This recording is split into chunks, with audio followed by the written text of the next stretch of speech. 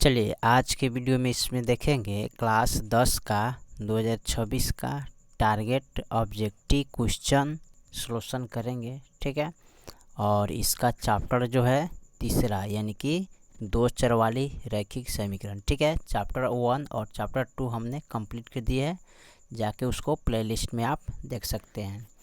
तो चैप्टर 3 का आज क्वेश्चन नंबर 1 से शुरुआत करेंगे ऑब्जेक्टिव मैथ। तो यहाँ पर सवाल दिया है x + 2y + 3 = 0, 3x + 6y + 9 = 0 के कितने हल होंगे। ठीक है, तो सवाल नंबर 1 को देखते हैं। यहाँ पर लिखेंगे x1 + 2y + 3 = 0। फिर उसके बाद यहाँ पर लिखेंगे इसको 3x + का 6y + का 9 = 0। अब इसका कितने हल होगा इसको देखना है। तो सबसे पहले यहाँ पर लिखेंगे a1 बराबर, देखिए यहाँ पर x है तो x के गुना में क्या है 1 रहता है। ठीक है, तो यहाँ पर 1 लिखेंगे a1। उसके बाद लिखेंगे a2 बराबर, इसको लिखेंगे a1। ठीक है, a1 a2 a3। ठीक है, a1 हो गया। यहाँ पर लिखेंगे b1। ठीक है, तो b1 का मान कितना है, y के गुना में 2 है। और उसके बाद लिखेंगे c1, तो c1 का मान कितना हो जाएगा 3। ठीक है, उसके बाद लिखेंगे यहाँ पर a2 बराबर 3, x का गुना में कितना है 3। उसके बाद लिखेंगे b2 बराबर 6 यानी कि c2 बराबर यहाँ पर 9 लिखेंगे। ठीक है, सूत्र जो इसका होता है, चूँकि a1 बट्टा a2 बराबर b1 बट्टा b2 बराबर c1 बट्टा c2।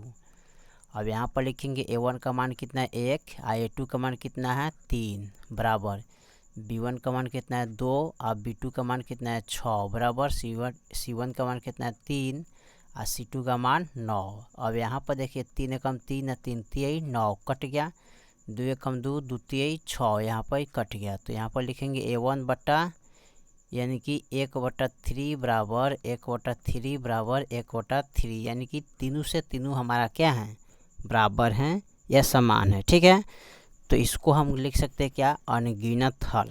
ठीक है, क्या लिखेंगे इसको, अनगिनत हल लिखेंगे। ठीक है, तो ये हमारा हो जाएगा अनगिनत हल।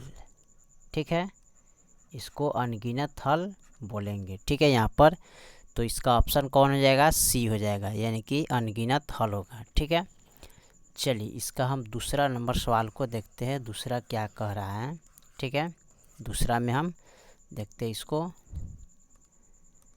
दूसरा हमारा दिया है रैखिक समीकरण युग्म। ठीक है, 5x - के 4y + के 8 बराबर 0 एवं 5x + के 6y - के 9 बराबर 0। ठीक है, तो यहाँ पर लिखेंगे, इसको लिखेंगे दूसरा नंबर के, यहाँ पर लिखेंगे 5x - के 4y + के 8 बराबर 0 और फिर लिखेंगे 7x + के 6y - के 9 बराबर 0। इसका सबसे पहले मान लिखेंगे a1 का मान x के गुना में कितना है 5, तो 5 लिखेंगे। b1 का मान कितना है -4, तो -4 लिखेंगे। c1 का मान +8 है तो +8 लिखेंगे। ठीक है, फिर उसके बाद लिखेंगे a2 का मान यहाँ पर x का गुना में 7 है तो 7 लिखेंगे। b2 का मान यहाँ एक y के गुना में 6 है तो 6 लिखेंगे। c2 का मान यहाँ पर -9 है तो 9 लिखेंगे। ठीक है, और फिर यहाँ पर लिखेंगे चूँकि a1 बट्टा a2 बराबर b1 बट्टा b2 बराबर c1 बट्टा c2, तो a1 का मान है 5, a2 का मान है 7 बराबर b1 का मान है -4, b2 का मान है 6। उसके बाद लिखेंगे c1 का मान है 8, c2 का मान है 9। अब यहाँ पर कटने वाला कौन सा है उसको देखिए, तो 2 दूनी 4 2 3 6 कट गया। ठीक है, यहाँ पर बाकी कोई नहीं कटने वाला है, 5/7 हो जाएगा बराबर -2/3 हो जाएगा बराबर 8/9 हो जाएगा। ठीक है, तो यहाँ पर तीनों से तीनों कोई बराबर नहीं है। ठीक है, यहाँ पर तीनों से तीनों कोई बराबर नहीं है, तो ये कौन सा हल होगा, तो असंगत हल होगा। ठीक है, कौन सा हल होगा, संगत हल होगा। ठीक है, असंगत तो यहाँ पर लिखेंगे क्या होगा, असंगत। ठीक है, क्या हल होगा, असंगत हल हो जाएगा आपका। ठीक है, चलिए इसका तीसरा नंबर सवाल को हम देखते हैं। तीसरा नंबर सवाल हमारा क्या कह रहा है। ठीक है, और इसको 1 से लेकर 10 तक हमें टोटल को हल करना है। ठीक है, तो तीसरा में दिया है यहाँ पर बता रहा है 2x माइनस 3y प्लस का 1 बराबर 3x प्लस y बराबर y प्लस 2 बराबर 16, कितने हल होगा। तो यहाँ पर लिखेंगे 2x माइनस के 3y प्लस के 1 बराबर 0, फिर लिखेंगे 3x प्लस के y प्लस के 2 बराबर 0।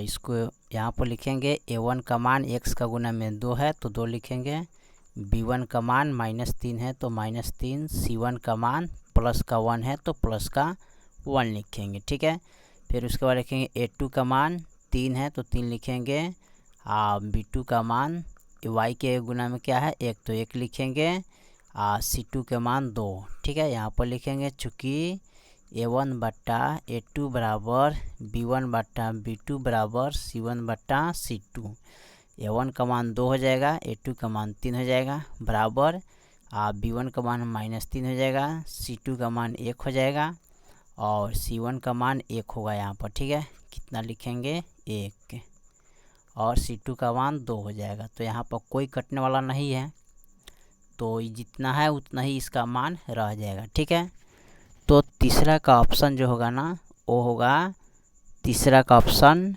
ए। ठीक है, यानी कि एक हल होगा। ठीक है, कौन सा हल होगा, एक हल। तो यहाँ पर लिखेंगे एक हल है। ठीक है, यानी कि तीसरा का ऑप्शन ए हो जाएगा। ठीक है, चलिए चौथा नंबर सवाल को देखते हैं। चौथा नंबर सवाल हमारा क्या कह रहा है। ठीक है, चौथा में जो मान दिया है इसका दिया है 6x माइनस के 3y प्लस के 10। ठीक है, बराबर 0 और फिर यहाँ पर लिखा है 2x तो लिखेंगे 2x माइनस के y प्लस के 9 बराबर 0, यहाँ पर दिया हुआ है और यहाँ पर मान लिखा हुआ है। ठीक है, यहाँ पर लिखेंगे a1 का मान 6। ठीक है, b1 का मान -3, c1 का मान 10। ठीक है, इसके बाद लिखेंगे a2 का मान 2, b2 का मान -1 हो जाएगा क्योंकि y के गुना में 1 है, c2 का मान प्लस का 9 हो जाएगा। ठीक है, यहाँ पर लिखेंगे चूँकि a1 बट्टा a2 बराबर b1 बट्टा b2 बराबर c1 बट्टा c2। अब यहाँ a1 का मान 6 है, a2 का मान 2 है, बराबर b1 का मान 3 है माइनस का, b2 का मान -1 है, बराबर c1 का मान 10 है, c2 का मान 9 है। ठीक है, अब यहाँ पर देखिए माइनस से तो माइनस कट गया, 2 कम 2, 2 3 6, यानी कि 3/1 बराबर 3/1 बराबर 10/9। तो यहाँ पर ये तो बराबर नहीं है। ठीक है, तो बराबर नहीं है तो इसको हम क्या लिखेंगे।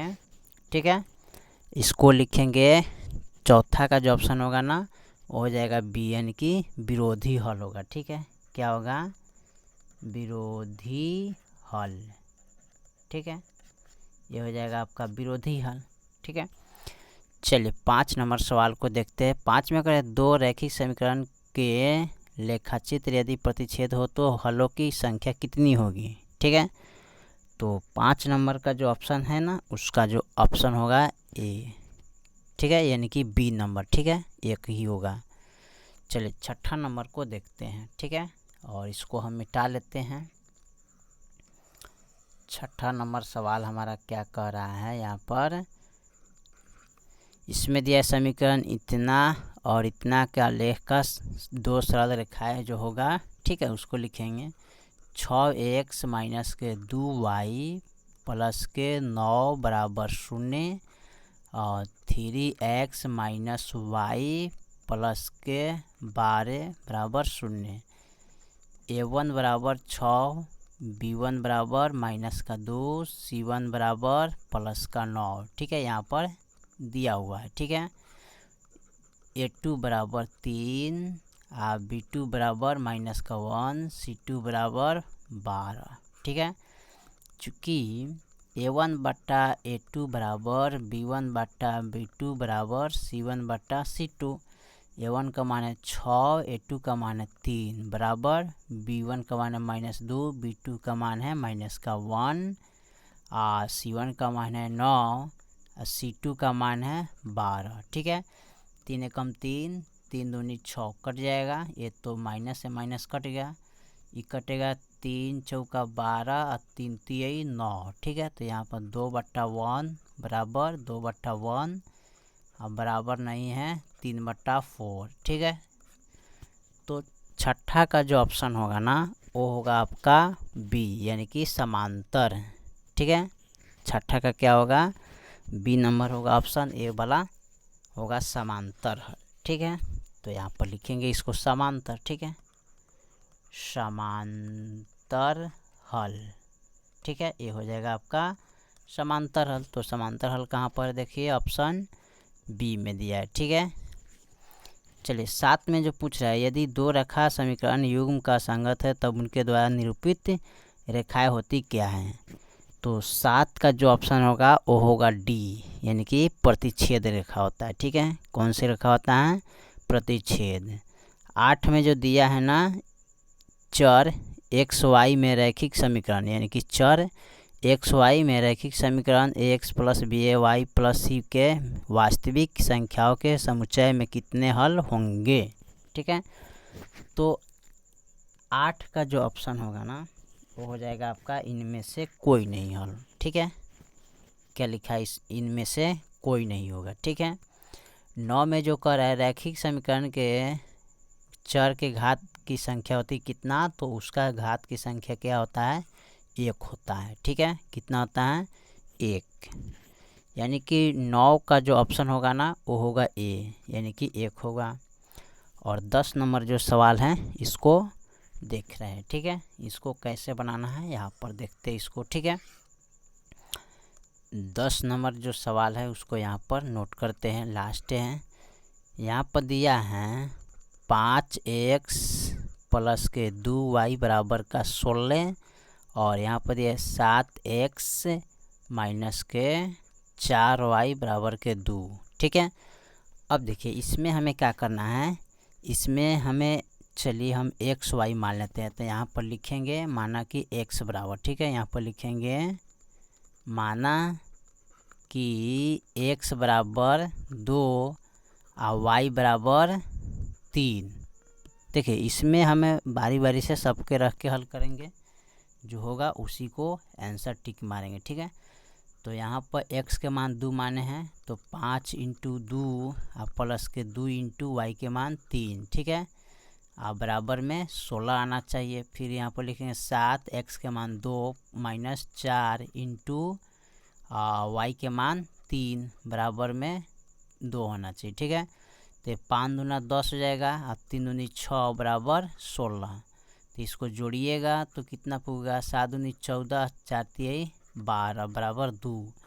तो इसको जोड़ेंगे तो 16 हो जाएगा, यानी कि 16 के बराबर 16 आ गया। ठीक है, 14 में से 12 गया तो कितना आएगा, 2, यानी कि 2 के बराबर 2 आ गया। ठीक है, तो राइट ऑप्शन आपका यही वाला हो जाएगा। ठीक है, अगर इतना बराबर के बराबर नहीं आता तो फिर अगला हम रखते हैं इनको, इनको और इनको। ठीक है, बारी बारी से सबको रखते हैं। तो हमारा ऑप्शन यही है। ठीक है, आ गया तो फर्स्ट वाला होगा, यानी कि x बराबर 2 y बराबर 3 मानना पड़ेगा। ठीक है, इसी को इसमें रखेंगे तो इसके बराबर तुलना में आ जाएगा, यानी कि 16 बराबर 16। ठीक है, और उसके बाद 2 बराबर 2। ठीक है, ये आपका ऑप्शन हो गया। ठीक है, 10 का। चलिए, तो हमने क्वेश्चन नंबर टोटल 1 से लेकर 10 तक ले कंप्लीट कर दिए। बाकी जो सवाल है फिर अगली वीडियो में, तब तक ले जय हिंद जय भारत।